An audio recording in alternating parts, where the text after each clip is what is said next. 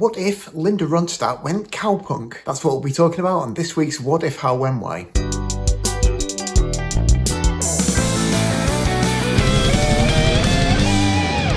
Hi, my name is Morgan Brown, and each week I upload a new What If video to my YouTube channel. The idea of these videos is that each week I pick a different popular song and imagine an alternative universe in which a change of circumstances causes that song to come out completely different from the version that we know and love. I then take the original lead vocal of that song and record a new backing track to it using just GarageBand and whatever instruments I have kicking around the house in order to bring that alternative version to life. What I picked this week was Poor, Poor, Pitiful Me by Linda Ronstadt, and I tried to convert that into a cowpunk song. So if you haven't had a chance to listen to that yet, here's a little taster.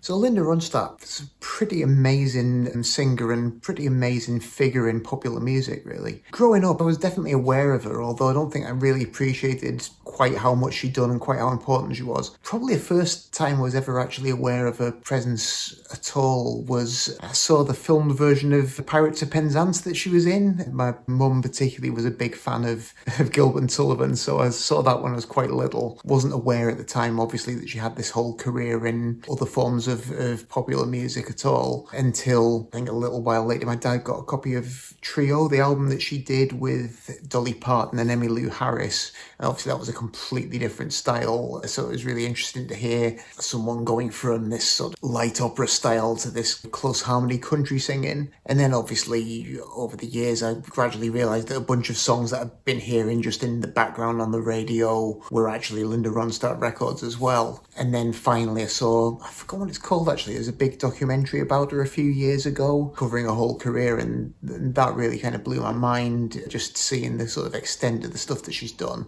Not just being a massively successful soft rock, country rock singer, but then also diversifying, as I say, into theatre, into light opera, being one of the first people to revive the idea of singing the Great American Songbook with her albums with Nelson Riddle, one of the first sort of major mainstream stars to record Spanish language records as well, when she started doing her records of traditional Mexican songs. Just a really interesting career, and it's a terrible shame that she's been forced into retirement by what I think she thought was Parkinson's disease, but has actually been later re-diagnosed as progressive supranuclear palsy, which is a terrible degenerative disease which has just prevented her from performing. But even so, what a legacy. So started out in the folk rock group the Stone Ponies back in the late 60s. I think she made 3 albums with them, but was very clearly kind of the star of the band. Was kind of picked out as the star attraction by the label and became a solo act. And interestingly, she's never been a songwriter, but she's always just been a really remarkable interpreter of other people's songs.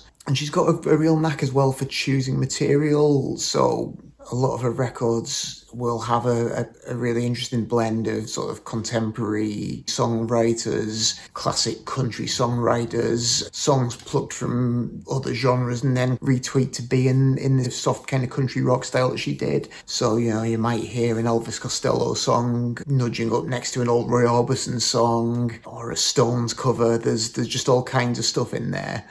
Poor Pitiful Me that we're looking at this week, obviously a Warren Zevon song. So just picking from quite a wide range of different places and really making everything her own. It became this proper kind of stadium-filling attraction, particularly in the States by the later end of the 70s, with this signature blend of country and soft rock. Started adding a few more elements of contemporary sounds in the 80s, little hints of new wave in there as well. But I think also by that point she got pretty tired of playing the massive massive venues. From hearing interviews with her, she was never a particularly confident performer in spite of being just this amazing singer. And I think she always felt like the stadium shows didn't really have that connection with the audience that she used to get from playing in smaller venues. Wasn't really happy with that lifestyle, so just broke out of that and just diversified into all these other really interesting different things that she did throughout the 80s. I think she was quite bold in terms of female artists at the time kind of taking control of her career and really calling the shots, doing exactly what she wanted, making her own artistic choices, because I think so many great performers were just shepherded into particular career paths for such a long time and during that period in music. So for her to take such a strong grip of her career was really important. And as I say, you know, she pretty much did whatever she wanted. So although she never did venture into the world of cowpunk, I kind of feel certain that if she had taken a fancy to that genre and decided she wanted to do that, she would have done it. Such was the power of Linda Ronstadt. And some cowpunk that was going on at the time, to be honest, wasn't absolutely a million miles away from some of the stuff that she was doing. So it's not that much of a stretch, really. Cowpunk, like a lot of the genres that I have discussed in previous week's videos, it's a handy term for people to retrospectively use to group together a bunch of approximately similar music. But really, I don't think at the time you could necessarily have said that it was any kind of coherent scene. It was another thing where there were a lot of bands coming from slightly different directions who just happened to arrive at approximately similar musical concepts. So you've got some country artists who have heard punk and are responding to that by getting a little bit rowdier, a little bit more aggressive. You've got some punk acts who are finding the initial wave of punk to be a little bit one-dimensional and just looking to add some different aspects into their sound. And it's springing up in different geographical regions as well. So different areas of the States, you've got a big scene that springs out of the kind of roots music revival in LA, but you've got people also coming from Nashville rebelling against the sort of more homogenous Nashville sound of the time. But then you've got people even in other countries like the Mekons from the UK who started out as the first wave punk band, the Prefect, but then ended up making these great LPs that take in country and folk styles as well. So all kinds of stuff going on, really. Certainly, as I say, LA was one of the sort of initial hotbeds of this kind of crossover, because you have bands like X who, I mean, were never the most straight ahead of punk bands anyway, but after a couple of records of more down the line punk, you can really hear some of their influences start to creep in there. I mean, there was always quite a strong rockabilly element, mainly through Billy Zoom's guitar, but then you start to just hear more and more country creeping in, to the point where eventually by the mid-80s they start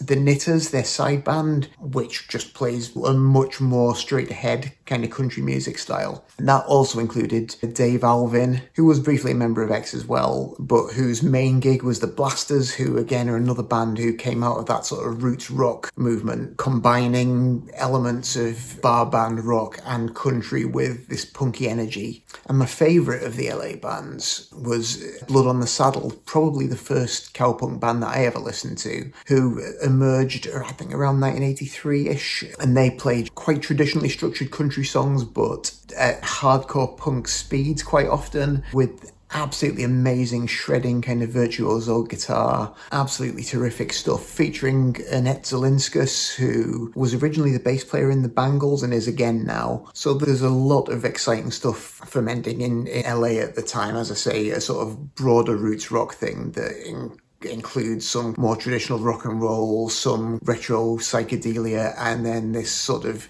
country punk crossover as part of that as well. But then at the same time, you have other things going on. There's Jason and the Scorchers are a particularly notable one out of Nashville, who have some real kind of legit country roots, but had this real punk rock drive to them. And they're one of the most commercially successful of these cowpunk bands. There's Lone Justice, who are another one of my great favourites, featuring Maria McKee on lead vocals. And their first album, again, it's more of a band who are coming from country, but applying a bit of punky energy and attitude to what they're doing. So that debut album is a great piece of rough and ready alt country, forerunner of what people would think of as Americana nowadays, I guess. And then there are even outliers like the Meat Puppets from Arizona, who started as a fairly mad, acid-addled thrash band, and then I think finding that they weren't too keen on the crowd scene during hardcore punk gigs,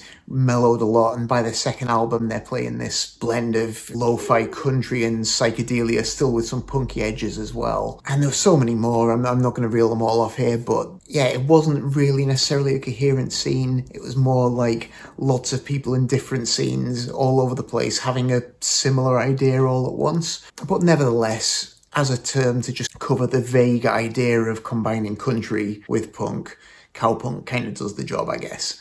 So my alternative universe scenario that explains why this song exists is just that it's the early 80s in this alternative universe, and Linda Ronstadt's had a solid decade of success with a country rock, soft rock kind of sound, selling out stadiums, getting a little bit weary of that whole scene. Feels like the music's become a bit safe, a bit predictable, tired of playing these massive mega venues. And she's dabbled, as I say, in the theatre and in recording with Nelson Riddle, and that's created a bit of interest. It's alleviated some of the boredom, but it's not really solved the problem of her boredom with her kind of core country rock sound. And then one night, a friend invites her out to see this exciting new band at a little club in LA, and it turns out the new band is Blood on the Saddle, and obviously she's immediately blown away by the fact that they've got recognisable country elements, they've got this strong, clear-voiced female lead singer, they've got great lead guitar playing, but at the same time there's this wild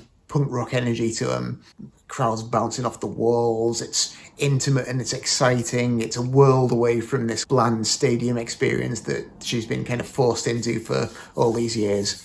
So immediately goes back to rehearsals, gets the band together, explains that this is the new direction, strips away all the glossy arrangements and amps up the energy, and to solidify this new sound, books a tour of just tiny kind of punk clubs to go and test it out in, and just enjoys this new experience of playing these intimate venues that she just spends pretty much the rest of the decade devoted to this cowpunk direction, just cutting the occasional album of Great American Songbook standards to appease any of the fans who she's freaked out or alienated by suddenly going a bit punky. So, in attempting to convert this Linda Ronstadt classic into a cowpunk song, as ever, my first step is just taking the isolated vocal and dropping it into GarageBand, syncing up to the grid. I was making it double time, so I didn't really want to speed up the tempo of the actual vocal too much, but I think I might have cranked it up just a little bit just to make sure there was a good kind of solid energy to it. I decided, because Blood on the Saddle is my favourite cowpunk band, that was kind of going to be my approximate template for this. So I wanted that 2/4 double time punky sort of straightforward drive. So that's the feel I went for in the drums. Pretty simple, pretty driving, nothing too elaborate. Bass-wise, kept it pretty simple. It's mainly just a root and fifth kind of standard country stuff. Just throwing in a few fills as we go along, just to create a little bit of interest, but nothing too fancy.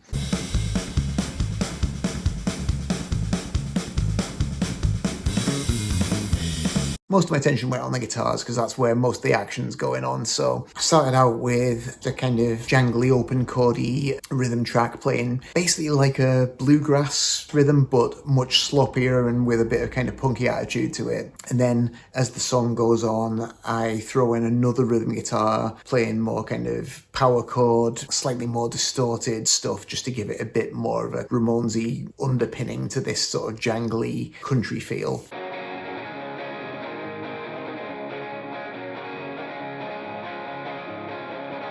And then the main lead guitar track that just kind of fills all the way throughout and has a solo as well. I tried my very best to go for a kind of Greg Davis from Blood on the Saddle, a fairly sort of relentless, high energy kind of machine gun country picking. And I'm not like super great at that. I can play some country lead, but if I'm going to play anything interesting, I normally have to slow it down a little bit. So yeah, it probably repeats itself a little bit, but it's got that energy, I think, and that attitude. So that's the important thing. It's not quite a Blood on the Saddle speed, because Lord knows I can't play that fast, but I feel like it's got a bit of that feel to it at least.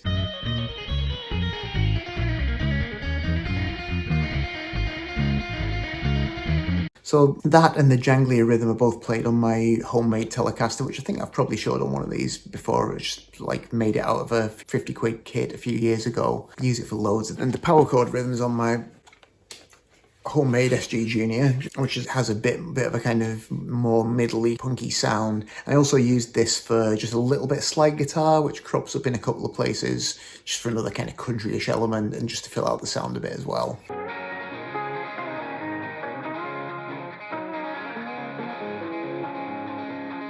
And that's it. I didn't really do anything else to it. Most of these cowpunk bands are pretty stripped back, so I didn't want to add loads of superfluous layers to it. And hopefully it came out okay. And then for the video, I found some good performance footage of Linda and her band, I think from the late 70s actually, performing the song. So got that synced up. And then I've edited in some crowd reaction shots from Decline of Western Civilization Part 1, the great Penelope Spheris documentary. So we've got some LA punkers reacting to the music that she's playing there, which I thought was quite fun. And then obviously just as a final touch, my usual selection of a few mocked up concert posters as well, just to insert Linda Ronstadt into that scene. So yeah, I hope you enjoyed it. Again, it was loads of fun to make. I always really enjoy any excuse to attempt to play any kind of corny country music, so that was great fun. Let me know what you think, and if you did enjoy it, please like and subscribe. I always really appreciate that. If there's anything else you'd like to see me do in coming weeks, any genres you'd like me to take a look at,